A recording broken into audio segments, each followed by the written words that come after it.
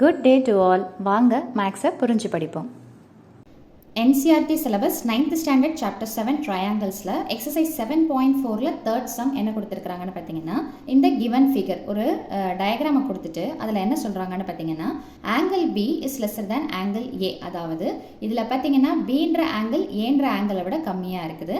அதே மாதிரியே பார்த்தீங்கன்னா Cன்ற ஆங்கிள் Dன்ற ஆங்கிளை விட கம்மியாக இருக்குது. ஸோ இதுலேருந்து என்ன ப்ரூவ் பண்ணணும் அப்படின்னு பார்த்தீங்கன்னா, AD அதாவது இந்த line is lesser than BC இந்த லைன் அப்படின்னு சொல்லிட்டு சொல்கிறாங்க. ஸோ நம்ம எப்படி எடுக்க போகிறோம்னு பார்த்தீங்கன்னா, இந்த ட்ரையாங்கிள் இருக்குது இல்லைங்களா, ஸோ இதை ஒரு ட்ரையாங்கிளாகவும் இதை ஒரு ட்ரையாங்கிளாகவும் நம்ம தனித்தனியாக எடுத்து போட்டாலே நமக்கு கிளாரிட்டி கிடச்சிடும். ஸோ ஃபஸ்ட்டு என்ன அப்படின்னு பார்த்தீங்கன்னா, இன் ட்ரையாங்கிள் AOB அதாவது இதை நம்ம ஃபஸ்ட்டு ட்ரையாங்கிளாக எடுத்துக்கிறோம். ஸோ அந்த AOBன்ற ட்ரையாங்கிளில் கொஸ்டினில் என்ன கொடுத்துருக்குறாங்க, angle B is lesser than angle A அதாவது B வந்துட்டு ஏவை விட சின்னது அப்படின்றாங்க.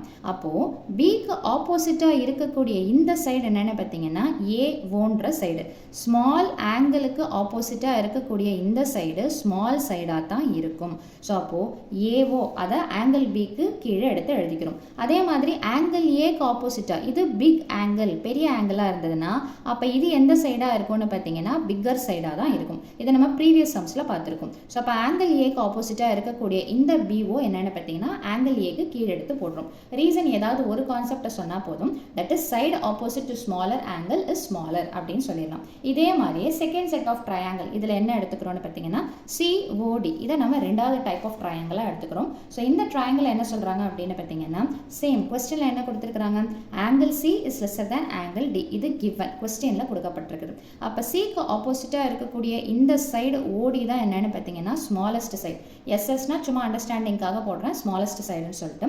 அதே மாதிரியே பார்த்தீங்கன்னா ஆங்கிள் Cக்கு கீழே ODன்னு எடுத்து எழுதிடும்.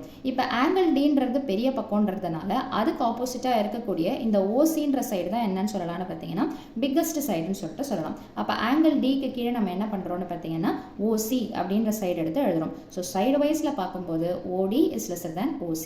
ஸோ அதே ரீசன் எடுத்து இங்கேயும் திரும்ப எடுத்து எழுதிக்கிறோம். ஃபஸ்ட்டு சொன்ன சைடை ஈக்குவேஷன் 1ன்னும் ரெண்டாவதாக சொன்ன சைடை ஈக்குவேஷன் 2ன்னும் வச்சுக்கிட்டு இந்த ஃபஸ்ட் அண்ட் செகண்ட் ஈக்குவேஷன் நம்ம என்ன பண்ண போகிறோம்னு பார்த்தீங்கன்னா ஆட் பண்ண போகிறோம். ஆட் பண்ணும்போது எப்படின்னு பார்த்தீங்கன்னா லெஃப்ட் சைடை ஃபஸ்ட்டு ஒன்றா ஆட் பண்ணும், அடுத்தது பார்த்தீங்கன்னா ரைட் சைடை ஒன்றா ஆட் பண்ணும். ஸோ அப்படி பார்க்கும்போது என்ன வரும்னு பார்த்தீங்கன்னா AO ப்ளஸ் OD இந்த சிம்பிளை அப்படியே எடுத்து போட்டுருங்க, that is lesser than BO plus OC. இதை எடுத்து எழுதிட்ட பிறகு AO ப்ளஸ் OD இதை நம்ம டயக்ராமில் மெயின் டயக்ராமில் பாருங்கள், AO ப்ளஸ் OD அப்படின்னா என்ன ஆயிடுச்சு, மொத்தமாக பெரிய லைன் வந்துருச்சு, தட் இஸ் AD. அதே மாதிரியே பார்த்தீங்கன்னா BO ப்ளஸ் OC அப்படின்னும் போது என்ன ஆயிடுச்சுன்னு பார்த்தீங்கன்னா மொத்தமாக இந்த பெரிய லைன் BC வந்தாச்சு. ஸோ அவ்வளவுதான். இதுக்கு பதிலாக ADன்ற லைன் எடுத்து எழுதுங்க, லெஸர் தேன் இதுக்கு பதிலாக BCன்ற லைன் எடுத்து எழுதுங்க. So AD is lesser than BC, இதுதான் அவங்க கேட்ட ப்ரூஃப்.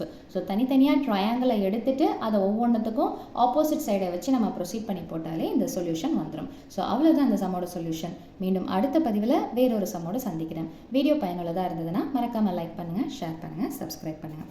தேங்க்யூ.